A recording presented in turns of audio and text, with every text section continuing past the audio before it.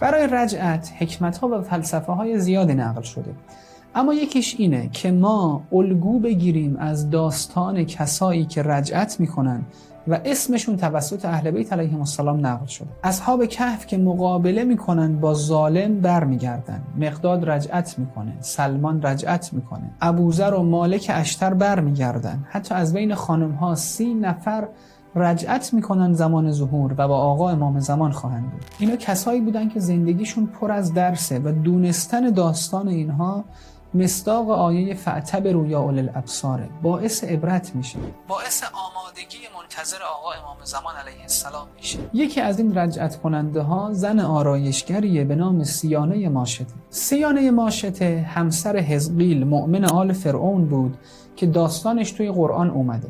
این زن و شوهر به خدای حضرت موسی ایمان آورده بودن، اما ایمانشون رو مخفی نگه داشته بود. سیانه آرایشگر مخصوص دربار فرعون بود و یه روزی که داشت موهای دختر فرعون رو شونه میکرد تو حال و هوای خودش بود.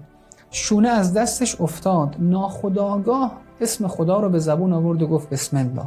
دختر متکبر فرعون سریع دست سیانه رو گرفت، گفت اسم پدر من رو به زبون آوردی و به خدای دیگه ای معتقدی، و اونو کشون میبره پیش فرعون. سیانه که تازه داغ شوهرش رو تحمل کرده بود و فرعون همسرش و همراه اون ساحرهایی که به حضرت موسی علیه السلام ایمان آورده بودن کشته بود، تقیه رو کنار میذاره و استقامت خودش رو تو ایمان به خدا نشون میده. فرعون برای اینکه استقامت ایمانی این زن رو بشکنه دستور میده یک کوره مسی که یکی از عذابهای مخصوص فرعون بود رو آماده بکنه. سیانه ماشطه گفت منو از چی میترسونی؟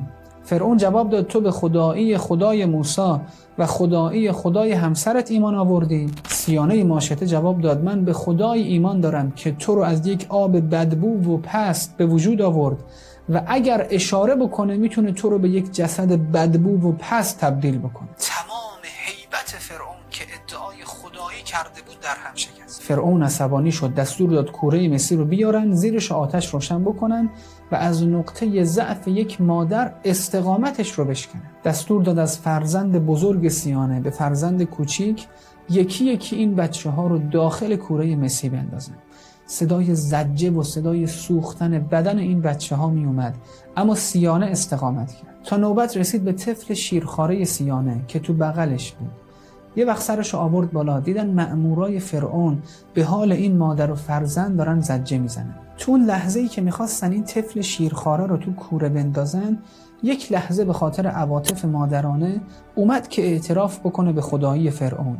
آقا رسول خدا میفرمان این طفل شیرخواره به اذن الله به زبون در اومد، گفت اصبری علی الحق یا امه، مادرم تو راه حق از خودت صبر نشون بده. و بعد فرعون ظالم این طفل و این مادر رو داخل کوره انداخت و اینها سوختن و خاکستر شدن که آقا رسول خدا میفرمان شب معراج یه نقطه‌ای از کره زمین دیدم بوی خوش و بوی بهشتی داره. از جبرئیل پرسیدم این قسمت چه خصوصیتی داره که اینقدر بوی خوبی داره، بوی بهشت از اینجا میوزه؟ گفت اینجا جاییه که خاکستر 4 فرزند سیانه روی زمین ریخت. یکی از خصوصیاتی که منتظر حضرت ولی عصر باید از خودش نشون بده و تو خودش پررنگ بکنه استقامت و صبره، مخصوصا تو این ایامی که دشمنی با آقا امام زمان بیشتر از قبله. طبق گفته اهل بیت زمان ظهور خیلی اعتقاد به امام زمان از دست دادن، نتونستن صبر بکنن در برابر مشکلات، نتونستن در برابر شبهه ها و اشکال ها جواب پیدا بکنن،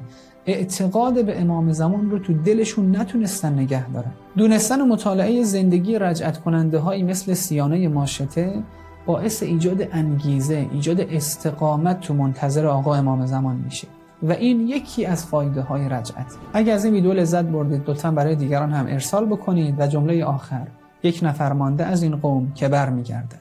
یا علی مدد.